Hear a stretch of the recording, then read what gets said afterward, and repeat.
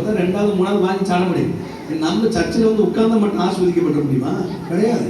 வார்த்தை வரும்போது வாங்கணும், அதை ஆமென் சொல்லணும். இது எனக்கான வார்த்தை, அதை கிரகிக்கணும், அதை எடுத்துக்கொள்ளணும், அதை அசைப்படணும், அதை வாழ்க்கையில் தியானிக்கணும். இது எனக்கான வார்த்தைன்னு வார்த்தையை கிளைம் பண்ணாத ஆசீர்வாதமே தவிர வந்து தேய்ச்சிட்டு போன ஆசீர்வாதம் ஐயோ நீங்க ஒரு மாதிரி பார்ப்பீங்க எனக்கு தெரியும். ஆனாலும் வழி இல்லை, இதுதான் உண்மை. அல்ல நீ சொல்லுங்க சத்தமா, சத்தமா சொல்லுங்க பார்க்கலாம். இங்க பாருங்க, இதுவரைக்கும் காணாத ஒரு ஆசீர்வாதம், இதுவரைக்கும் கேளாத ஒரு ஆசீர்வாதம், இதுவரைக்கும் எந்த மனித இதயத்திலும் தோன்றிராத ஆசீர்வாதங்களை வருகிற நாட்களில் நீங்கள் பெற போகிறீர்கள். பக்கத்துல பார்த்து கையை கொடுத்து சிரிச்ச முகத்தோடு சொல்லுங்க. பக்கத்துல பார்த்து, இதுவரைக்கும் நீங்க பார்த்ததெல்லாம் சும்மா, ஒண்ணுமே இல்லை.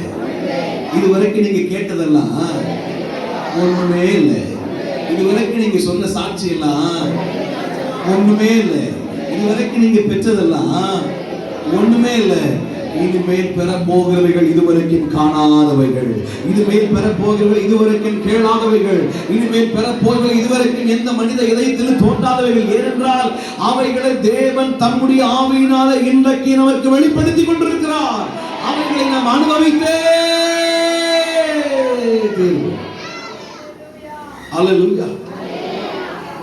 அவ்வளோ மேன்மையை கர்த்தர் ஆயத்தம் பண்ணியிருக்கிறார். ஆச்சரியமான மகத்துவம், அவ்வளோ காரியம், அவ்வளோ காரியம். எனக்கு சொல்லிட்டே போனா நேரம் பத்தாது, நான் வேகமா கடந்து போறேன். அல்லேலூயா சொல்லுங்க பார்க்கலாம், சத்தமா சொல்லுங்களேன். எனக்குலாம் ஒரு டைம் கொடுத்துட்டாங்கன்னா அந்த டைத்தை தாண்டி போக மனசு வராது.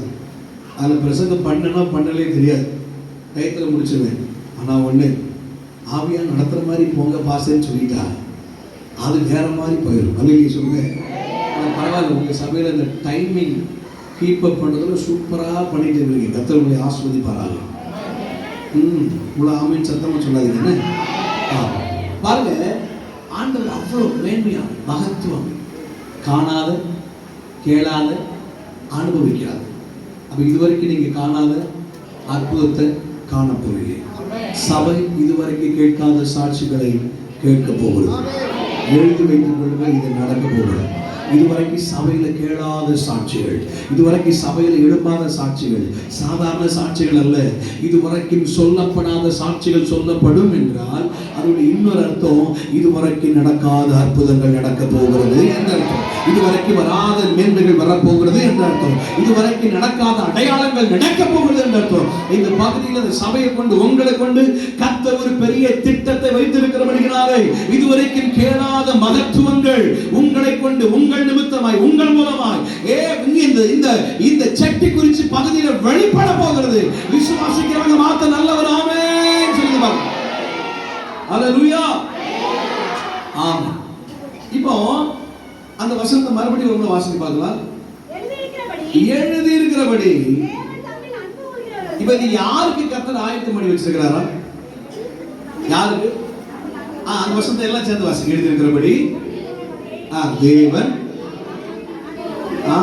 தமிழ் தமிழ் தமிழ் தமிழ் பாதி பேர் வாய் திறக்கல. அதான் வாய் நீங்க எல்லாம் சொல்றதுக்கு இதே வார்த்தையை 12 மணிக்கு சொல்ல பாரு. தமிழ் தமிழ்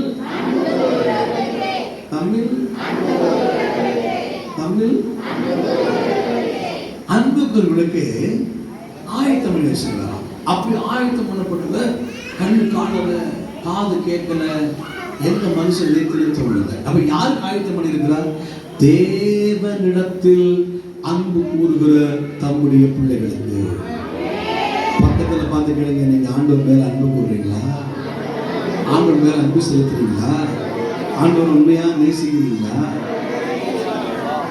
சிலருக்கு இந்த கேள்வி கேட்கும்போது என்னையா லூசு மாதிரி கேட்கிறீர்கள், ஆண்டவர் மேல அன்பு இல்லாமையா நாங்க இங்கே வந்து உட்கார்ந்துருக்கோம், ஆண்டவர் நேசிக்காமலா நாங்க இங்கே வந்து உட்கார்ந்துருக்கோம், ஆண்டவர் மேல அன்பு செலுத்தாமலா நாங்க இங்கே வந்து உட்கார்ந்துருக்கோம் அப்படிங்கிறது இந்த பிரசங்கம் முடியும் போது தெரியும். ஒரு அல்லேலூயா சொல்லுங்க பார்க்கலாம், சத்தமா அல்லேலூயா சொல்லுங்க பார்க்கலாம்.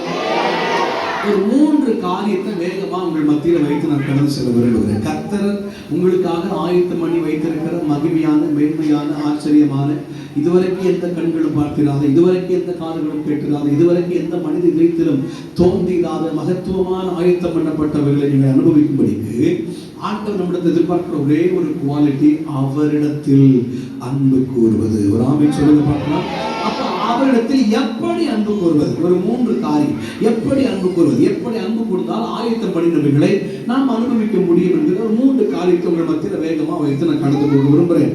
ஏற்கனவே எடுத்து வாசிக்க பார்க்கலாம். முதலாவது காரியம், வெளிப்படுத்தின விசேஷம் 2ஆம் அதிகாரம் 4வது வசனத்தை வாசிக்க பார்க்கலாம். வெளிப்படுத்தின விசேஷம் 2ஆம் அதிகாரம் 4வது வசனம். ஆனாலும் நீ ஆதியிலே கொண்டிருந்த அன்பை விட்டாய் என்று உன் பேரில் எனக்கு ஒரு குறை உண்டு. ஒரு அல்லேலூயா சொல்லுங்க பார்க்கலாம். அப்ப நம்பர் 1, எப்படி நாம் ஆண்டவரை நேசிப்பது அல்லது அன்பு செலுத்துவது? 1, ஆதி அன்பில் அன்பு கூறுங்கள், ஆயத்தம் பண்ணப்பட்டவைகளை அனுபவிப்பீர்கள்.